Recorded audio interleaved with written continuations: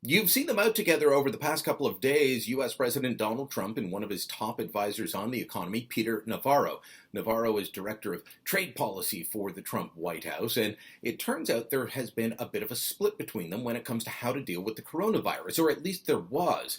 While Trump early on jumped in and said, yes, we're going to ban flights from China, and then eventually other travel restrictions, there were other areas where he didn't want to take action for fear of hurting the economy. Well, in Navarro's memos, the first of which was penned on January 29th, the second of which February 23rd, he warned that without action there would be huge impacts on the American economy and that millions of people could die.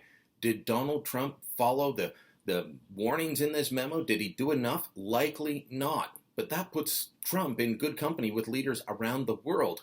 Take, for example, here in Canada. From the beginning, Justin Trudeau was told close the borders by many people, but he kept relying on the advice of the health experts who said, no, you don't need to do this. No, Canada is not even at risk. In fact, we were told time and again that we were a low-risk country when it came to coronavirus. Nothing to worry about here.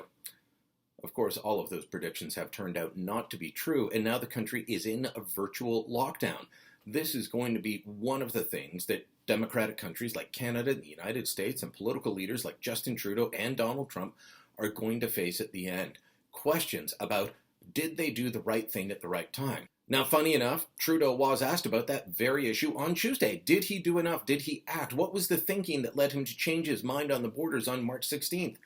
And just as the Prime Minister has told me when I've asked him about similar issues in the past, he says he won't talk about that at this point. Now is about going forward. I get the feeling, though, that at the end of all this, when those questions should be answered, when those questions need to be asked so that we can make sure we don't make the same mistakes again, that whether it's Donald Trump or Justin Trudeau or whatever elected leader you want, they're not going to want the questions at that point either. Look, the public deserves answers from their political leaders, regardless of who they are. No one is infallible. They all make mistakes. And in the case of coronavirus, leaders around the world have made mistakes that cost lives. We need to learn from this going forward in the future. That's the real lesson. It's not a question of pointing fingers or laying blame. It's a question of making sure we fix the mistakes from this time, the next time a pandemic comes along.